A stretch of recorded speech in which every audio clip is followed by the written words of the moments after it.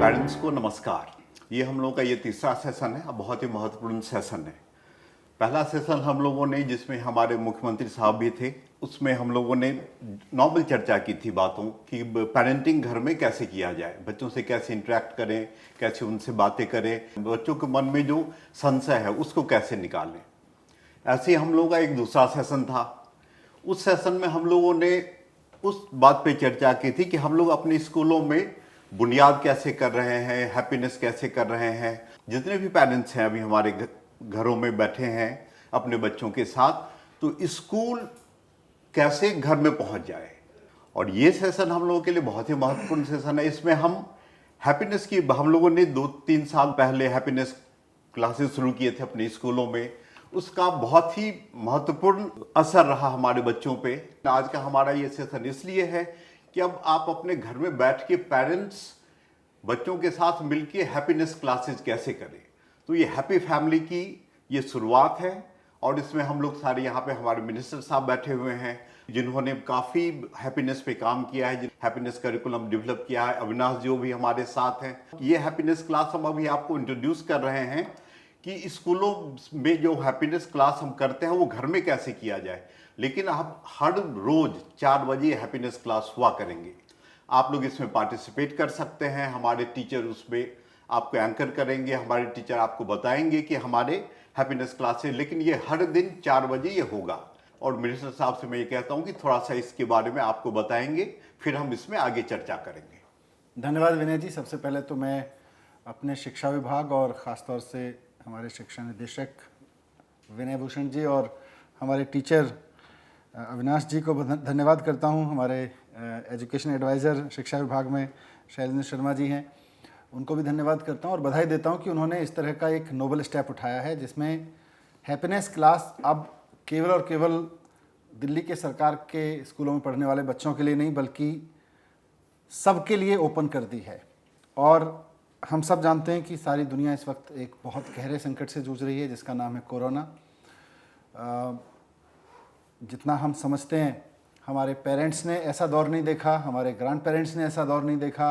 हमारी कई पीढ़ियों में आज जो हमारे सब परिवार हैं पूरी दुनिया में, उन्होंने, उनके पेरेंट्स ने, उनकी ग्रैंड पेरेंट्स ने, उनकी और पीढ़ियों ने कभी ऐसा दौर नहीं देखा कि कभी सारी दुनिया ठहर गई हो, सारी दुनिया को घरों में बैठने के लिए मजबूर किया जा रहा हो, घरों में बैठेंगे तो सुरक्षित रहेंगे, ये सब संदेश दिए जा रहे हों। तो ये एक बड़ा डिफ़िकल्ट सा दौर है। इस डिफ़िकल्ट से दौर में जब दिल्ली में भी लॉकडाउन है और करीब 23-24 दिन से लॉकडाउन की वजह से लोग अपने घरों में कैद हैं, तो वैसे में एंग्जाइटी आना स्वाभाविक है। हमने जब हैप्पीनेस क्लास शुरू की अपने सरकारी स्कूल के बच्चों के लिए, तो हमारे पास पेरेंट्स से डिमांड आई कि भाई पेरेंट्स के लिए भी शुरू करिए। तब हमारे शिक्षा विभाग ने सोचा कि क्यों ना इसको सबके लिए खोला जाए। मतलब आज से दिल्ली सरकार के शिक्षा विभाग द्वारा एक हैप्पीनेस क्लास रोज़ चलाई जाएगी शाम को, इसी चैनल पर जिस पर आप देख रहे हैं, फेसबुक पर, यूट्यूब पर, ट्विटर पर, सब जगह ये लाइव होगी। और हमारे सरकारी स्कूलों के टीचर्स जो पिछले 2 साल से हैप्पीनेस क्लास कराते रहे हैं, वो इस क्लास को कराया करेंगे। ये क्लास केवल सरकारी स्कूल के बच्चों के लिए नहीं बल्कि पेरेंट्स के लिए भी, और उन लोगों के लिए जिनके बच्चे प्राइवेट स्कूल में पढ़ते हैं, उन लोगों के लिए जिनके कोई बच्चे प्राइवेट स्कूल या गवर्नमेंट स्कूल में नहीं पढ़ते हैं, सबके लिए ओपन है। और इसका मकसद एक ही है कि इस टेंशन के दौर में, इस तनाव के दौर में, एंग्जाइटी के दौर में, जबकि सारा परिवार एक साथ बैठा हुआ है, तो फिर थोड़ी देर हैप्पीनेस पे चर्चा हो, थोड़ी देर माइंडफुलनेस पे चर्चा हो, थोड़ी देर साथ में बैठ के मेडिटेशन करें, कुछ हैप्पीनेस के बारे में चर्चा करें। ये हमारा मकसद है आज इस कार्यक्रम को शुरू करने का। रोज़ाना शाम को 4 बजे ये क्लास हुआ करेगी। और एक रिक्वेस्ट मैं आपसे करना चाहता हूँ कि इस क्लास को देखकर अगर आपके घर में आप सब लोग मिलकर इस क्लास को कर रहे हैं, मेडिटेशन कर रहे हैं, तो ये जो टीम है हमारे टीचर्स की, शिक्षा विभाग की, इसका हौसला बढ़ाने के लिए आपको अपने कुछ पिक्चर्स, अपने कुछ फ़ोटोग्राफ फैमिली में मेडिटेशन करते हुए, फैमिली में हैप्पीनेस क्लास अटेंड करते हुए आप अपलोड करिए, तो हमारी टीम का हौसला भी बढ़ेगा। जो लोग इस काम को कर रहे हैं, जिन्होंने नई सोच निकाली है, उनका हौसला भी बढ़ेगा। तो चलिए हैप्पीनेस क्लास की शुरुआत करते हैं। सबको शुभकामनाओं के साथ। तनाव के इस दौर से, संकट के इस दौर से पूरी दुनिया जल्दी से जल्दी निकले, लेकिन जितने दिन भी इस दौर में रहें, खुशहाल रहें, तनाव रहित रहें, परिवार में खुशहाली बढ़े। हैप्पीनेस क्लास का हमारा यही मकसद है, हमारे डायरेक्टर साहब का भी यही मकसद है। सो धन्यवाद, आपको बधाई देना चाहता हूँ इसके लिए। धन्यवाद सर। तो अब मैं अविनाश जी से कहूँगा कि अविनाश जी, आप जो हैप्पीनेस क्लास जो करवाते हो अपने बच्चों को, जरा यहाँ पे हमें हैप्पीनेस क्लास की सारी चीज़ों के बारे में एक बताएं और एक डिमॉन्स्ट्रेशन दें कि हैप्पीनेस क्लास हम अपने घरों में कैसे कर सकते हैं। धन्यवाद सर। और पहले तो आपको बधाई इस पहल के लिए। बहुत दिनों से चाहत थी कि ये बातें घर घर पहुँच जाए। केवल विद्यालय में बच्चों तक रहेगी तो बात बनेगी नहीं। तो आज आपने ये अवसर नया खोला है, घर तक बातों को पहुंचाने की कोशिश की, इसके लिए आप सभी बधाई के पात्र हैं।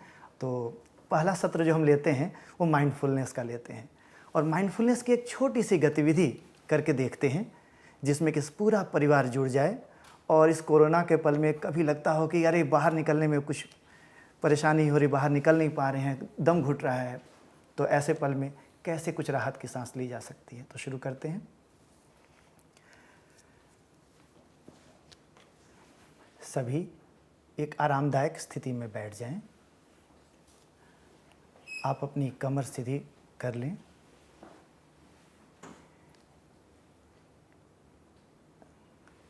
यदि आप सहज न महसूस करें तो आंखें बंद करने की कोई आवश्यकता नहीं।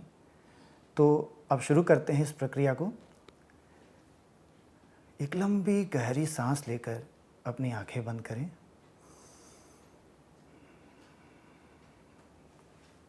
यदि आंखें बंद करने में आप असहज महसूस करते हो तो आप आंखें खुली रखते हुए नीचे की ओर देख सकते हैं। अपने वातावरण से आ रही आवाज़ों पर ध्यान दें।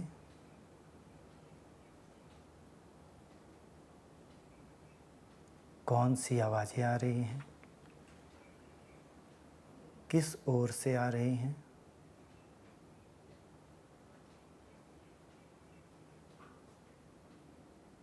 धीमी है या तेज।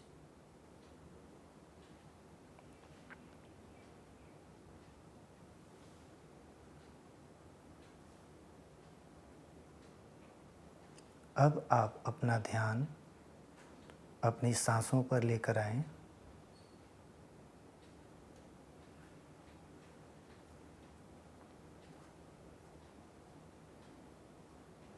महसूस करें कि सांसें गर्म हैं या ठंडी।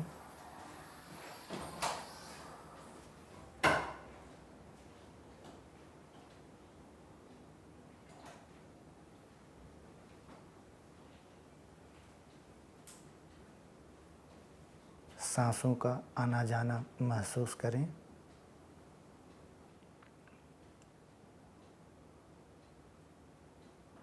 यदि आपके मन में अन्य विचार आ रहे हों तो परेशान न हो, यह स्वाभाविक है।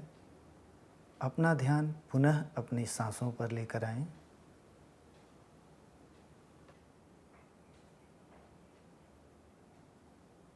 अब आप अपने बैठने की स्थिति पर ध्यान दें। आपके शरीर का कौन सा भाग किन्हीं अन्य वस्तुओं से छू रहा है।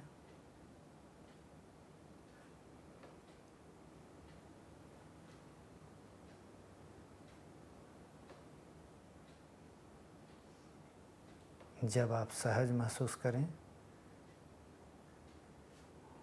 आप अपनी आंखें खोल सकते हैं।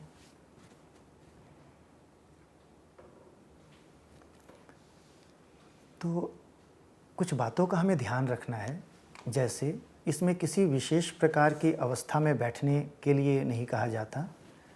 जिस तरह से आप आरामदायक महसूस करते हो उस अवस्था में बैठें। किसी प्रकार के मंत्रोच्चारण की इसमें बात नहीं होती। किसी विशेष प्रकार के शब्दों के बार बार बोलने के लिए इसमें नहीं कहा जाता। और साथ में हमें ये भी ध्यान रखने की बात है कि यदि कोई आंख बंद करने में असहज महसूस कर रहा हो तो आंख बंद करने का दबाव भी न बनाया जाए। तो पूरे परिवार के साथ बैठिए, कुछ इस तरह का अभ्यास कीजिए देखिए दिन प्रतिदिन आपकी स्थिति कैसी बनती है, क्या आप कुछ कंफर्टेबल महसूस करते हैं, क्या आपको कुछ राहत जैसा लगता है, अपने अनुभव शेयर करते रहिएगा। पर एक बात का और ध्यान रखिएगा कि जब भी आप माइंडफुलनेस करने के लिए बैठें तो उस वक्त कोशिश कीजिए कि घर का वह स्थान चुनें जहाँ थोड़ी सी फिर भी शांति हो। साथ ही आप अपने अन्य कार्यों को छोड़ करके आराम से बैठ जाएं और इन बातों का ध्यान रखें कि हम ये सारा प्रयास अपने वर्तमान में आ रही भावनाओं और विचारों को समझने या यूँ कह लीजिए उसके प्रति सचेत होने के लिए कर रहे हैं, सजग होने के लिए कर रहे हैं। मकसद विचारों को ख़त्म करना नहीं है। तो इस बात को लेकर आप परेशान ना हो कि अरे आपके मन में तो विचार आते जा रहे हैं, ध्यान सांसों पर जा नहीं रहा या टिक नहीं रहा। तो इसमें कोई परेशानी की बात नहीं है। धीरे धीरे अभ्यास के साथ हमारा ध्यान उन जगहों पर जाना शुरू हो जाता है जहां हम ले जाना चाहते हैं। बस इन कुछ बातों का ध्यान रखते हुए माइंडफुलनेस कीजिए और देखिए किस प्रकार का अनुभव आपको मिलता है। आपके ये 2 मिनट के इस सेशन में ही जी अजीब सी शांति सी महसूस होती है और ये शांति सब घरों में पहुंचनी चाहिए। कुछ सवाल आ रहे हैं पेरेंट्स से, जो लोग देख रहे हैं इस चीज के बारे में, माइंडफुलनेस से ही रिलेटेड। ओके, तो तो आगे फिर बढ़ने इसके से बाद पहले आप हम ठीक है उन सवालों को ले लेते हैं, फिर आगे दूसरे पे बढ़ते हैं।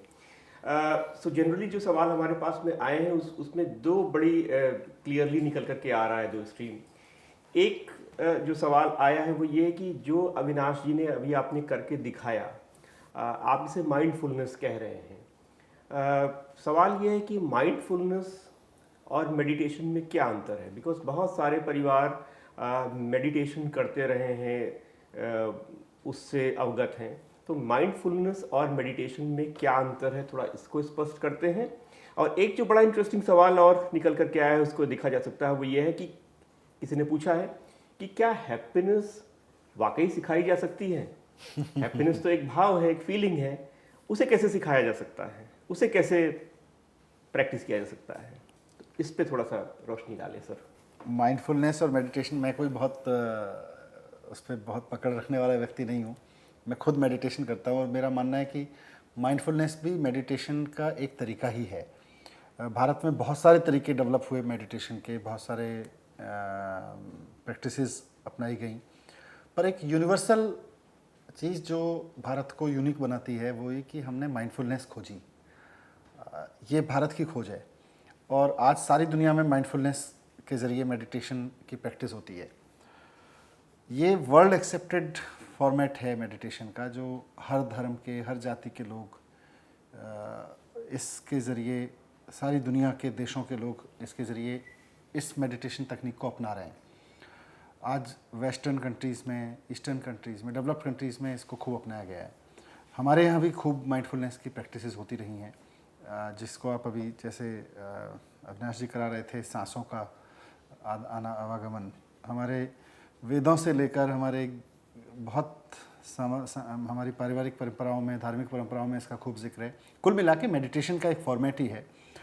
मकसद इसका यही है कि मतलब इसका जो शब्द आया है वो बड़ा अच्छा है कि आपका माइंड जो है ना हमेशा फुल रहता है, तनाव से, विचारों से, झगड़े झंझटों से, किसने क्या कह दिया था, किसने क्या करना था, क्या करना है, क्या नहीं होना, क्या हो गया।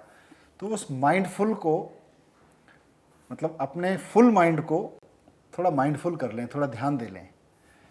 तो कोई चीज़ आप ध्यान दे के करते हैं, आप ये गिलास उठा रहे हैं तो ध्यान दे के उठा रहे हैं, या आपका माइंड पहले कहीं और फुल है, आपने गिलास उठाया और ये गिर गया।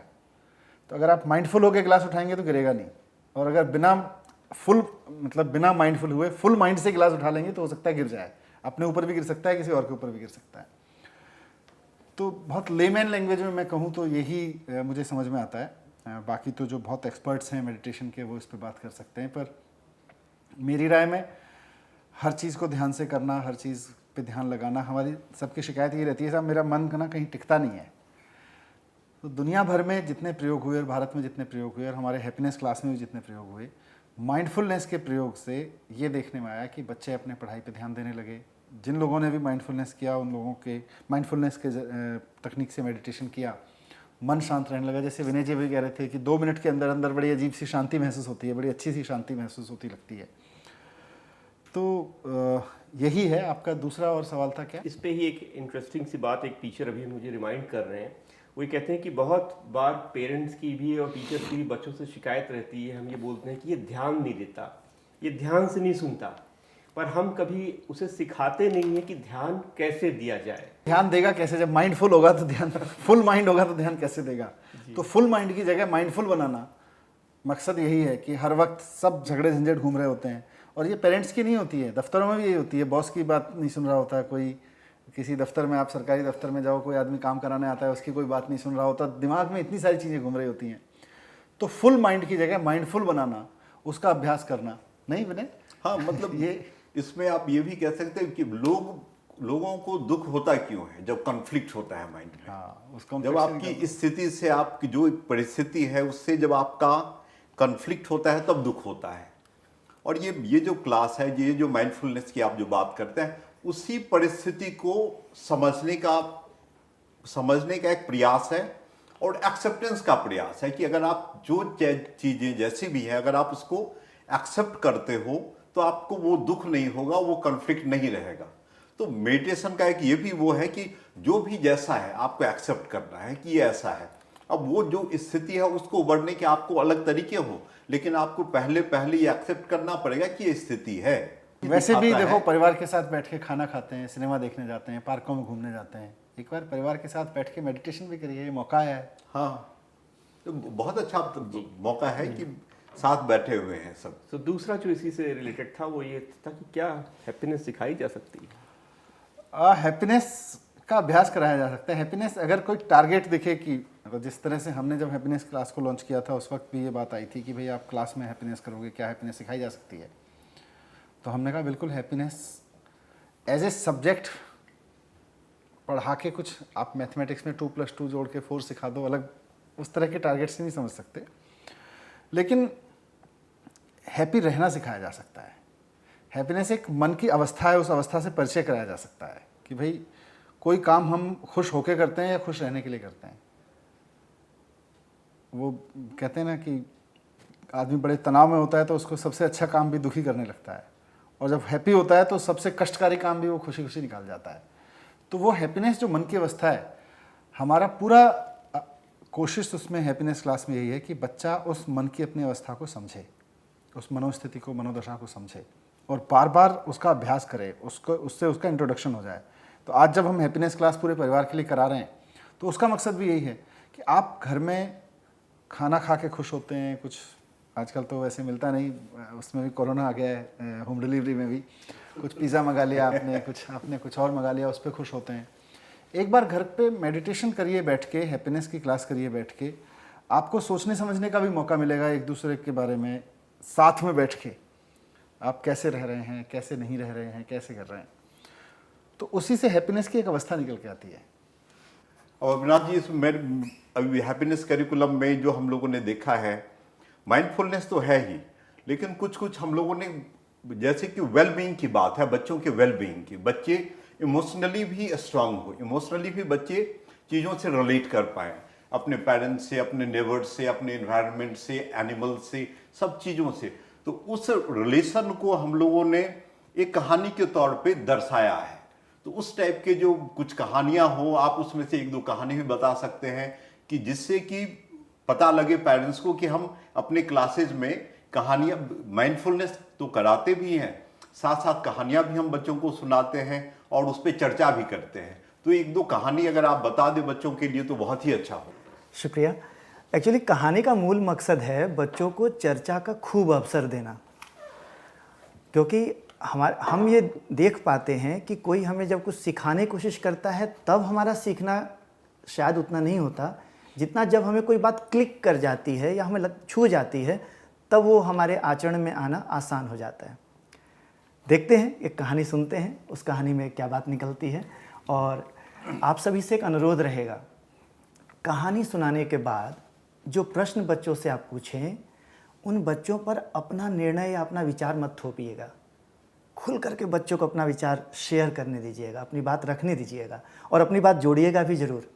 क्योंकि जब आप अपनी बात जोड़ेंगे और बिल्कुल उसी भाव से जोड़ेंगे जैसा आपके साथ होता है, जैसा आप महसूस करते हैं, जैसा आप जीते हैं, तो बच्चे को भी लगेगा कि हाँ वास्तव में जीने की बात है। देखते हैं कहानी में क्या होता है। तो एक कहानी लेते हैं और इस कहानी पर कुछ चर्चा करके देखते हैं। दो मित्र एक पहाड़ी पर खड़े थे और आपस में बातचीत कर रहे थे। बहुत दिनों बाद मुलाकात हुई थी, तो एक ने कहा कि और भाई कैसा चल रहा है। हाल चाल की पूछताछ में बात चली कि ठीक है, सब अपना तो सब कुछ बढ़िया है, अपनी बताओ। तो दूसरे ने कहा कि देखो वैसे तो सब ठीक है, पर जब से पिताजी का देहांत हुआ है तब से भाई का सारा बोझ मुझ पर आ गया है, उसकी पढ़ाई का खर्चा और पता नहीं क्या क्या सब। तभी उनकी नज़र एक लड़की पर पड़ती है जो पहाड़ी पर ऊपर चढ़ रही होती है और उसने एक बच्चे को अपनी पीठ पर लादा हुआ होता है। लड़की की उम्र वही लगभग 9-10 साल की होगी, पसीने से लथपथ। उन मित्रों में से एक ने पूछा, अरे तुम तो पसीने से लथपथ हो, एक काम करो ना, बच्चा हमें दे दो, हम तुम्हारी सहायता कर देते हैं, थोड़ा आगे ले जाने में तुम्हारी मदद कर देते हैं, तुम्हें काफ़ी बोझ भी लग रहा होगा, कुछ हल्के हो जाओगे कुछ देर के लिए। बच्ची ने कहा, अंकल ये आप क्या बात कर रहे हैं, ये मेरा भाई है, भाई कोई बोझ नहीं। इतना सुनते ही दोनों मित्र कुछ सोच में पड़ गए कि अभी कुछ देर पहले उनकी क्या चर्चा चल रही थी। तो क्या भाई बोझ होता है? चलिए कुछ प्रश्न रखते हैं और इन प्रश्नों पर चर्चा करके देखते हैं। अच्छा, आपको भी कोई संबंध ऐसा लगता है जिसे आप बोझ नहीं मानते? ध्यान रखिएगा, क्या प्रश्न है, क्या आपको भी कोई ऐसा संबंध या आप ऐसे कौन से संबंधों को जीते हैं जिसे आप बोझ नहीं मानते और क्यों? दूसरा प्रश्न जो आप अपने परिवार में चर्चा के लिए लीजिएगा वो प्रश्न है, पारिवारिक संबंधों में मधुरता लाने के लिए आप क्या क्या प्रयास करते हैं? पारिवारिक संबंधों में मधुरता लाने के लिए, अपनापन बढ़ाने के लिए आप क्या क्या प्रयास करते हैं? और तीसरा प्रश्न जो आपकी चर्चा के लिए रखना चाहूँगा, प्रश्न है, आप अपने परिवार में कौन कौन सी जिम्मेदारी निभाते हैं? बस 3 प्रश्न, इन 3 प्रश्नों पे आज चर्चा करके देखिए क्या क्या बातें निकल के आती हैं। पर फिर वही बात, हर व्यक्ति को अपनी बात साझा करने दीजिए, अपने विचार साझा करने दीजिए, अपने विचार को थोपने की कोशिश न हो परिवार में, और साथ में इस बात का भी हम ध्यान रखें कि हम अपनी बात भी खुल करके शेयर करें। जी धन्यवाद। तो बहुत ही मधुर कहानी था और मैं मानता हूं कि परिवार में जब ये कहानी की पे चर्चा होगी तो बच्चे भी उसमें और जो भी पेरेंट्स हैं समझेंगे कि संबंध क्या होता है, किसको हम जिम्मेवारी कहते हैं, किसको हम बोझ कहते हैं, और कौन हमारा अपना है, कौन हमारा पराया है। और ये आप अगर देखेंगे, अगर इस कहानी की ही बात लें तो मेरे को नहीं लगता कि कोई भी, हर आदमी समाज से ऐसे जुड़ा है कि समाज का कोई भी आदमी किसी के लिए बोझ नहीं लग सकता। सबकी, समाज के एक एक आदमी की, एक एक लोगों के लिए हर की उतनी ही जिम्मेवारी बनती है। बड़े इंटरेस्टिंग इस पे सवाल पूछ रहे हैं। हाँ, एक बड़ा ही प्रैक्टिकल सवाल एक मैडम ने पूछा है। उनका कहना है कि हमारे परिवार में 6 लोग हैं और कभी भी किसी भी मुद्दे पर वो एक मत कभी होते ही नहीं है। आप कह रहे हो कि कहानी के बाद उस पर चर्चा किया जाए जी, तो वो सब तो झगड़ा कर लेंगे आपस में। कैसे सहमत हो, मतलब कैसे उस चर्चा को गाइड कैसे किया जाए कि वो बिना लड़े झगड़े किसी चीज पर सहमत हो सके, इसके बारे में भी कुछ बताएं। देखिए होता क्या है कि हर बच्चे के पास या हर व्यक्ति के पास एक अवसर उपलब्ध हो जाए कि अपनी मन की बात रख सके और हम उस सहजता के साथ वहाँ उपस्थित हों कि हम उसकी बात सुन सकें। और यहाँ हमने 3 बातों पर गौर करने की कोशिश की। हमारे पूरे हैप्पीनेस करिकुलम में जो हम अपनी क्लास में कोशिश करते हैं उसे हम 3 ई के नाम से कहते हैं, एक्सप्लोर, एक्सपीरियंस और एक्सप्रेस। यानी हिंदी में कहें तो अपने आप में ढूंढना, समझना, पता लगाना, आत्ममंथन करना। उसके बाद फिर बात आती है एक्सपीरियंस यानी अनुभव करने की बात, और उसके बाद अपने आप को व्यक्त करने की बात तो होती है। और व्यक्त में भी 2 बातें, व्यक्त करने में भी केवल ये नहीं कि शब्दों में व्यक्त कर लिया, बात है व्यवहार में कितना व्यक्त हो पा रहा है। तो इतनी हड़बड़ी में हम ना चलें कि परिणाम बहुत जल्दी आ जाएगा, क्योंकि हमें भी बदलने में वक्त जब बहुत लगता है तो सामने वाले को बदलने का वक्त हम क्यों नहीं देने को तैयार हैं।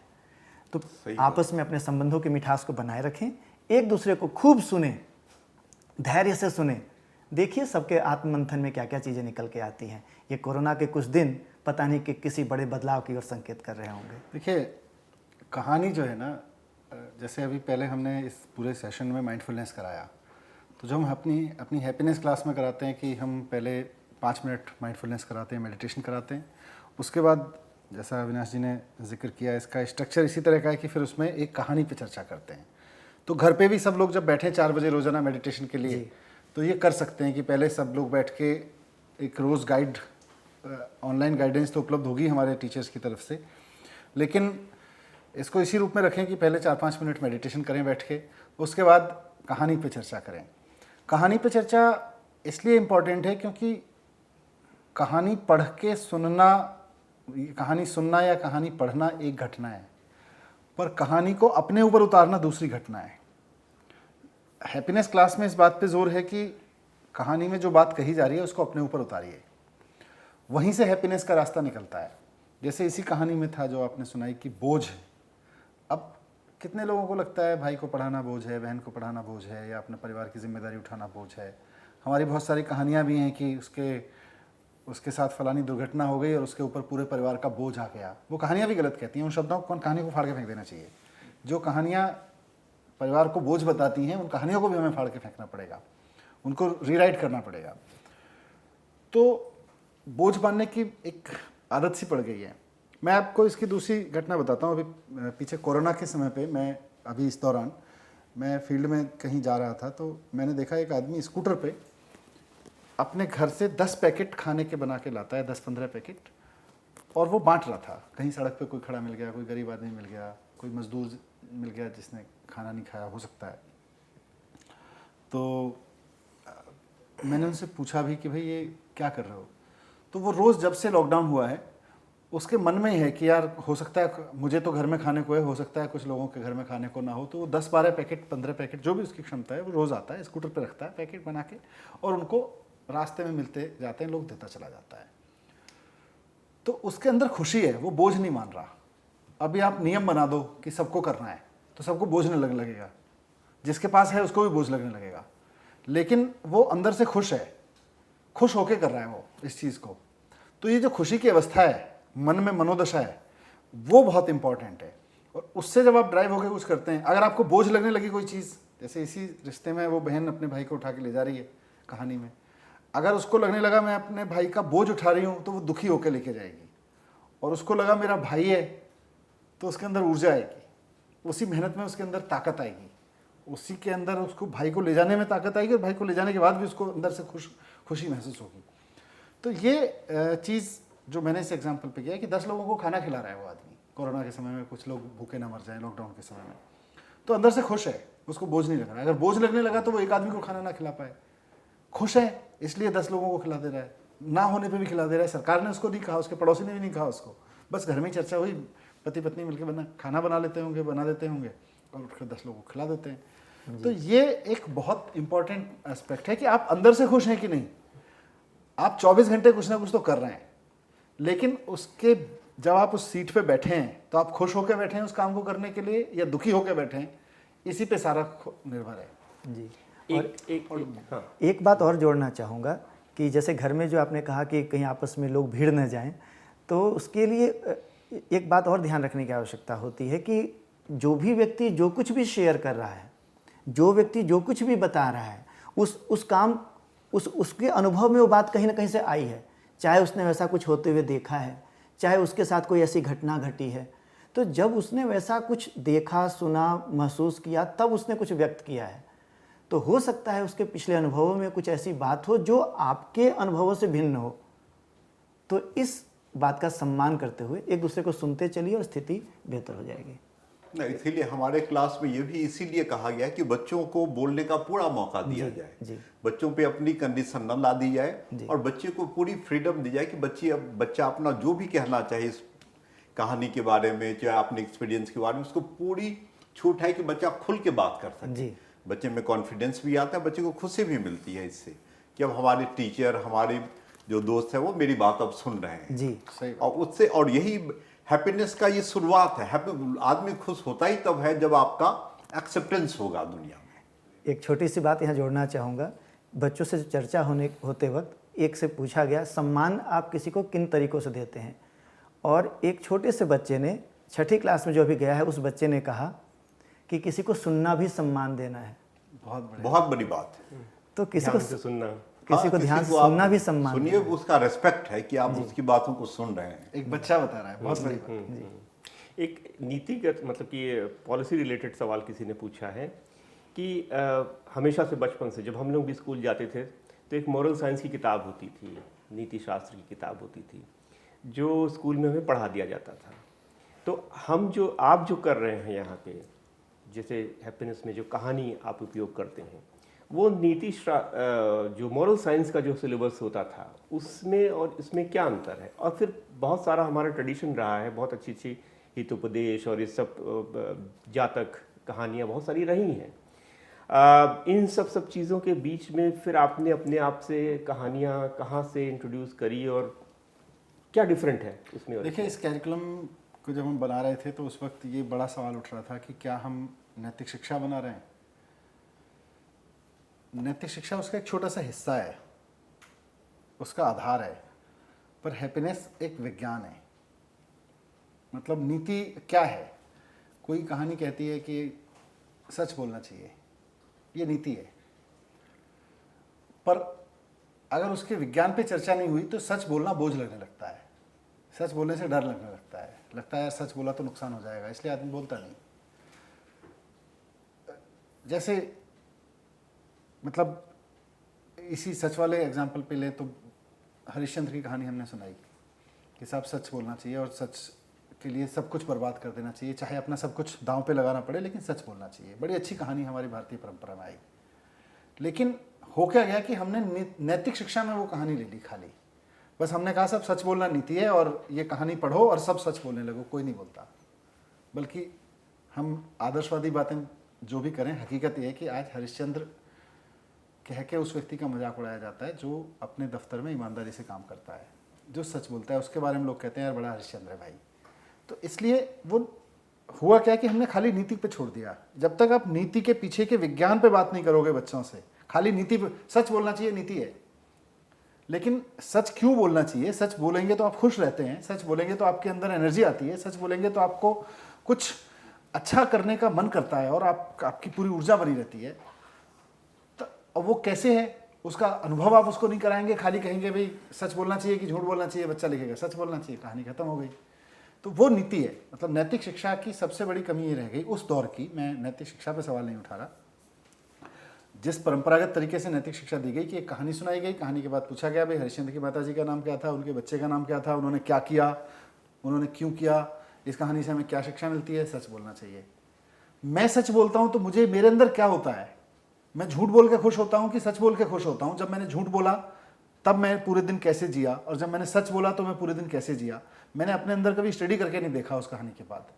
तो हमारी हैप्पीनेस क्लास में हम इस बात पे कहते हैं कि हम अगर कहीं कहानी में पढ़ाएंगे कि सच बोलना चाहिए, तो हम कहानी से क्वेश्चन नहीं पूछेंगे, हम उससे पूछेंगे कि भाई, और हम उसको समझाएंगे भी नहीं कि पूरे दिन सच बोलना कि झूठ बोलना। हम तो चाहेंगे कि बच्चा 2-4 बार झूठ भी बोल ले, हम चाहेंगे कि बच्चा दिन में 4-6 बार सच बोले तो 1-2 बार झूठ बोले, और उसके बीच अंतर करना सीखे कि जब मैंने झूठ बोला तो मेरे अंदर क्या खलबली मची, जब मैंने सच बोला तो मेरे अंदर क्या खलबली मची। फिर बच्चा अपने आप कहेगा मुझे सच वाली खलबली चाहिए, मुझे झूठ वाली खलबली नहीं चाहिए। अभी ये हमारा हैप्पीनेस का विज्ञान है। ये भारत का जो अनुसंधान था, जिसको कहते हैं कि भारतीयता थी, वो अनुसंधान हमारे उस विज्ञान में था। अब उसको हमने नीति में बना दिया। नीति एक आधा अधूरा काम था जिसके विज्ञान को हम अपने एजुकेशन में ट्रांसफ़र नहीं कर पाए। हमारा हैप्पीनेस करिकुलम जो है पूरा का पूरा इस विज्ञान पर आधारित है। जैसे यही कहानी जो अविनाश जी ने सुनाई, सामान्य तौर पे हम कहते हैं भाई बहन में प्यार होना चाहिए। अब सारे भाई बहन एक दूसरे पे लड़ते हैं, कौन से भाई बहन है जो नहीं लड़ते? पर प्यार होना चाहिए कहानी से आप नीति सिखा दोगे और फिर सारे भाई बहन प्यार में रहने लगेंगे, ऐसा तो होने वाला नहीं है और आज तक हुआ नहीं, और हम कब नहीं पढ़ा रहे थे ये सब चीज़ें। तो हैप्पीनेस में हम इससे आगे कदम उठाया। भाई बहन में प्यार होना चाहिए, भाई बहन को एक दूसरे को बोझ नहीं मानना चाहिए। कहानी ये कहती है हैप्पीनेस की क्लास में ये क्या करते हैं हमारे टीचर्स कि उसके बाद बच्चों को कहते हैं अच्छा सुबह से शाम तक आप अपनी ज़िंदगी में से उदाहरण ढूंढ के लाओ जब आपने अपने किसी रिश्ते को बोझ माना। आपकी बहन ने आपसे पानी मांग लिया, आपको बोझ लगा कि आप आराम से बैठे हुए थे, आपको उठना बोझ लगा क्या? या बहन ने आपसे पानी मांगा तो आपने उठ के खुश होकर दिया।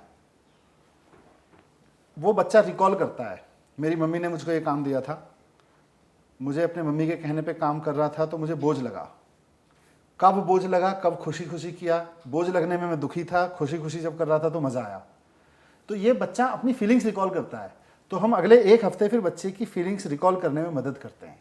तो आज मैं जो हैप्पीनेस क्लास चल रही है उसमें भी कहना चाहूँगा कि जब किसी कहानी पे चर्चा करें तो कहानी के चरित्रों को भूल जाएं और अपने ऊपर चर्चा करें कि और खुल के चर्चा करें कि कल आपने मुझे ये कहा था ना, ये बोझ लगा, या ऐसा नहीं लगना चाहिए था। आपके अंदर से अगर कुछ घटने लगा तो ये कहानी सफल है, नहीं तो किताब में लिखी हुई एक नीति शास्त्र की चीज़ है, किसी के काम नहीं आती। तो बेसिकली आप ये कह रहे हैं कि कहानी के माध्यम से हम अपने जीवन पे रिफ्लेक्ट करें कि हम कैसे जी रहे हैं, कैसे हम रिश्ते निभा रहे हैं और किस तरीके के थॉट हमारे अंदर में आ रहे हैं। कहानी एक माध्यम है जी। उस दिशा में उस तरीके से सोचने में मदद कर। बिल्कुल, कहानी अगर लक्ष्य है तो नीति है, और अगर कहानी वो माध्यम है तो हैप्पीनेस है। ये तो हम चर्चा कर रहे हैं पूरे परिवार के साथ बैठ करके, तो हमें भी जो ग्रोन अप हैं उनको भी शायद उसी दृष्टिकोण से रिफ्लेक्ट करना होगा। बिकॉज हम बच्चों को कोई चीज़ बताएं और हमारे स्वयं के आचरण में वो नहीं आएगा तो वो फिर विरोधाभास होगा, फिर वो कभी एक्सेप्टेड नहीं होगा, बच्चा कभी उसे नहीं मानेगा। जो हम कह रहे हैं उससे कहीं ज़्यादा जो हम कर रहे हैं वो चीज़ बच्चा देख रहा है। और इसीलिए हमारी क्लास में एक और बात यहाँ सपोर्ट करती है इस चीज़ को कि जब टीचर न्यूट्रल होकर के इन चीज़ों को करते हैं, मतलब किसी के उत्तर को स्वीकारना या किसी के उत्तर को अस्वीकार कर देना, ऐसा नहीं करते हैं, तो वो भी एक तरह से देखा जाए तो अपने आप के लिए एक अवसर उपलब्ध करा रहे हैं, क्योंकि हर व्यक्ति ग्रो करेगा इस वक्त। चर्चा के वक्त हर व्यक्ति अपने आप को देख रहा होगा, तो जब परिवार में चर्चा चल रही होगी तो हर व्यक्ति को वहाँ भी अपने आप में आगे बढ़ने का अवसर मिलेगा, अपने आप को देखने का अवसर मिलेगा। जी, तो इससे वाकई सबको बहुत फ़ायदा होगा, हमारे पेरेंट्स को भी बहुत फ़ायदा होगा हमारे। और सर हम लोग आपने एक जो ब्लॉग डेवलप किया है, हाँ, उसके बारे में भी आप थोड़ा सा बताएं। बेसिकली लॉकडाउन है तो मुझे भी थोड़ा सा समय मिल जा रहा है आजकल। हाँ, तो जितनी हैप्पीनेस की गतिविधियां हैं, कहानियां हैं, इसकी माइंडफुलनेस है, इस पे हमारे टीचर्स ने, हमारे एजुकेशन एक्सपर्ट्स ने, हमारी एक हैप्पीनेस की टीम थी, उसने बहुत रिसर्च की थी और लगातार उस रिसर्च में, उस चर्चाओं में भी शामिल रहा था। क्योंकि इंटेंट, उद्देश्य क्या था वो एक तरह से हम लोगों को क्लियर था और पूरी टीम उस पर काम कर रही थी हमारी। तो उस सारी कहानियों को बहुत सोच समझ के छांटा गया है। बहुत भारतीय परंपरा से बहुत सारी कहानियाँ, अंतर्राष्ट्रीय परंपरा से बहुत सारी कहानियाँ उठाई गई हैं, बहुत सारी एक्टिविटीज़ उठाई गई हैं। लोग हमसे पूछते हैं कि भाई ये हैप्पीनेस क्लास में क्या करते हो, तो मुझे लगा कि उसके जवाब में अब एक ब्लॉग बना देते हैं। तो अब हैप्पीनेस की हमारी जो पूरी हैप्पीनेस की पूरी क्लास जो है वो एक ब्लॉग पे आ गई है। आप 8वीं क्लास, 7वीं क्लास, 6ठी क्लास, सारी क्लासेस, नर्सरी से लेकर 8वीं क्लास तक जितने कहानियाँ हैं, जितनी एक्टिविटीज़ हैं, पूरा माइंडफुलनेस क्या है, किस तरह से करते हैं। जब नर्सरी के बच्चे को माइंडफुलनेस कराते हैं तो क्या करते हैं, पहली दूसरी क्लास में माइंडफुलनेस कैसे होती है, 5वीं 6ठी में कैसे होती है, 8वीं क्लास तक के बच्चे जब थोड़ा सा बड़ा हो जाता है उसके लिए माइंडफुलनेस कैसे, उसमें अंतर क्या है कराने में, उसकी कहानियों का स्तर क्या है, उसकी कहानियों पर चर्चा कैसे होगी। ये सब चीज़ें, हर एक कहानी जो आज हम चर्चा कर रहे हैं वो सब पूरे इस ब्लॉग में उपलब्ध है, happinessdaily.blogspot.com। तो मैं बल्कि कहूँगा भी कि आप अपने लिए भी, अपने दोस्तों के लिए भी इस ब्लॉग को एक बार खोल के देखें, happinessdaily.blogspot.com को। और अच्छा लगे तो दूसरों को बताइए, ख़राब लगे तो मुझे बताइए। इनफैक्ट आपने जो एक सवाल काफ़ी सारे लोगों ने पूछा उसका जवाब भी दे दिया। कुछ पेरेंट्स का ये कहना था कि ये जो हैप्पीनेस की चर्चा आप कर रहे हैं, जो क्लास चलाते हैं स्कूल के अंदर में, टीचर्स तो ट्रेंड हैं, वो कैसे कौन सी गतिविधि करानी है, माइंडफुलनेस कैसे कराना है, कौन सी स्टोरी लेनी है, उसके लिए वो ट्रेंड है, वो कर लेते हैं। हमें सुन के अच्छा तो लग रहा है, पर हम कैसे करें, बिकॉज हम तो टीचर नहीं हैं, हमने कभी किया नहीं है, तो हम कैसे करें। तो शायद ये तो ब्लॉग उसके दो है ना कि एक तो रोजाना हमारे टीचर्स, आज तो हमर विनय जी भी बैठे हैं, कल से सारे टीचर्स ही बैठा टीचर्स करेंगे। करेंगे। तो हमारे टीचर्स रोजाना 4 बजे आपको उपलब्ध होंगे गाइड करने के लिए। तो सबसे पहले तो ये है। और आप इसको और थोड़ा सा पढ़ना चाहते हैं, समझना चाहते हैं, माइंडफुलनेस क्या है, माइंडफुलनेस का पर्पस क्या है, टीचर्स जिस भाषा में बता रहे हैं उसको और डीप डाइव देर तक समझना चाहते हैं, तो आप ब्लॉग पे जा सकते हैं, हमारी वेबसाइट पे जा सकते हैं। उसमें की सारी डिटेल है, अपनी पूरी सारी डिटेल है। अभी है उसमें। जैसा मैंने कहा कि अभी कुछ सेक्शंस उसके पूरे हो गए हैं, जितना समय मुझे मिल पा रहा है इस सब के बीच में, कुछ सेक्शंस अभी पूरे होने बाकी हैं, अगले 2-4 दिन में वो भी पूरे हो जाएंगे। लेकिन काफ़ी कुछ अब आपके लिए पढ़ने के लिए मटेरियल उस पर उपलब्ध है। अविनाश जी, आप जो हमारी जो तीसरी एक्टिविटी है उसके बारे में आप हमें बताइए। जी देखिए, ये सब तो केवल तरीके हैं, पहुंचना वही है कि ये बच्चा अपने आप के बारे में सोचना शुरू कर दे। बच्चा क्यों, हम सब अपने बारे में सोचना शुरू कर दें और हमारी स्थिति बेहतर होती चली जाए। कहानी भी इसलिए ली गई थी कि एक आधार तैयार हो जाए और उस पर चर्चा हो। गतिविधि भी इसी उद्देश्य से ली गई है। हाँ, बस थोड़ा सा तरीका बदल जाएगा, कुछ वक्त अलग तरीके से बीतेगा। एक एक्टिविटी लेते हैं आज, और इसमें कुछ प्रश्न हैं आपके लिए। कीजिए क्या, साथ बैठिए और हो सके तो आपस में एक एक कागज़ दे दीजिए और सभी को कहिए कि आपको क्या क्या अच्छा लगता है, ये लिखें। तो एक लिस्ट क्या की बनाएं, क्या क्या आपको अच्छा लगता है, और दूसरी लिस्ट उसमें क्या बनाएं, क्या क्या आपको अच्छा नहीं लगता है। तो 2 बातें, क्या क्या आपको अच्छा लगता है और क्या क्या आपको अच्छा नहीं लगता है। और लिस्ट बनाने के लिए लोगों को 2 मिनट दे दीजिए। तो परिवार के सभी सदस्य अपनी लिस्ट के साथ तैयार होंगे। अब उसके बाद आप एक काम कीजिए, उनमें से उन कार्यों को, उन वस्तुओं को चिन्हित करने या गोला लगाने की कोशिश कीजिए जो आपको अच्छा लगता है पर अच्छा है नहीं।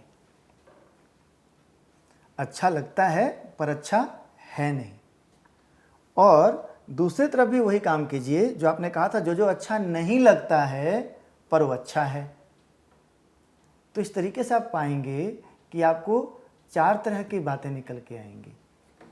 क्या आपको अच्छा लगता है और अच्छा है भी, क्या आपको अच्छा लगता है पर अच्छा है नहीं, क्या आपको अच्छा नहीं लगता है पर अच्छा है, और क्या आपको अच्छा लगता भी नहीं है और अच्छा है भी नहीं।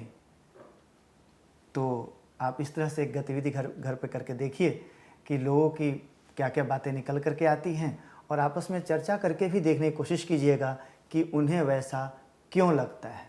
इस पे जो बड़े पॉपुलर से सवाल हैं वो ये कि अभी आपने थोड़ी देर पहले एक कहानी बताई जी। और वो कहानी के माध्यम से चर्चा हुई। फिर एक एक्टिविटी आप बता रहे हैं। 2 बात है इसमें निकल करके आती है। एक ये कि कहानी और एक्टिविटी, क्योंकि एंड तो दोनों का ही है कि उसके बाद आप एक चर्चा कर रहे हो, तो दोनों में अंतर क्या है, क्यों हम अलग अलग कर रहे हैं, क्यों ना हम सिर्फ कहानी के माध्यम से ही चलें, या क्यों ना हम केवल गतिविधि के माध्यम से ही क्यों ना चलें। तो ये दोनों ही चीज़ क्या हमें रोज़ कराना ज़रूरी है, या हम सिर्फ एक ही चीज़ जो हमें ठीक लगे वो हम करें? जी, तो इसमें वैसे तो आपके वक्त की उपलब्धता पर सारी बात निर्भर करती है, परंतु एक दिन भी आप कहानी पर आधारित चर्चा कर लें घर पर, दूसरे दिन आप गतिविधि आधारित चर्चा कर लें। और जब आजकल जब आप पूरे दिन घर बैठे हैं तो हो सकता है कि सुबह आप कहानियों पर चर्चा कर लें और शाम के वक्त बैठ करके गतिविधि पर चर्चा कर ली जाए। तो इस तरीके से आपको मोड चेंज करने का अवसर मिलेगा, अपने आप को बातचीत का एक आधार बदलता हुआ दिखेगा, तो उसकी रोचकता बढ़ जाएगी। मुझे लगता है ये अच्छा अवसर है, और इसको अब हम कंक्लूड भी करें, क्योंकि एक हैप्पीनेस की क्लास अगर रोज़ घरों में चलेगी तो इसको, आज तो शुरुआत थी, बहुत सारे लोगों को हो सकता है बहुत आइडिया ना हो कि हैप्पीनेस क्लास में क्या होता है। मेडिटेशन होता है, कहानियों पे चर्चा होती है और कुछ एक्टिविटीज़ होती हैं। ये भी आज एक खाका समझ में आ गया। इस क्लास को हमारे टीचर सब रोज़ाना चलाएंगे, और उसकी डिटेल्स आपको अगर पढ़नी है तो आप उस ब्लॉग पे जाके पढ़ सकते हैं। वो ब्लॉग आपको मदद करेगा कि जब आप टीचर्स की बात सुन रहे हो तो उसको समझ सकें। और मुझे लगता है कि ये एक अच्छी शुरुआत है। इसके लिए वंस अगेन मैं शिक्षा विभाग को वाकई बहुत बधाई देना चाहता हूँ। पेरेंट्स को जरूर फायदा होगा, बिल्कुल, मेरा मानना सबको, पेरेंट्स, जो भी पेरेंट्स, नॉन पेरेंट्स, सबको फायदा होगा। सबको फायदा होगा इससे। आप लोगों को बहुत बहुत बधाई, और इस यात्रा में बहुत आगे तक हम जा पाएँ इसके लिए शुभकामनाएं। Thank you. Thank you. धन्यवाद।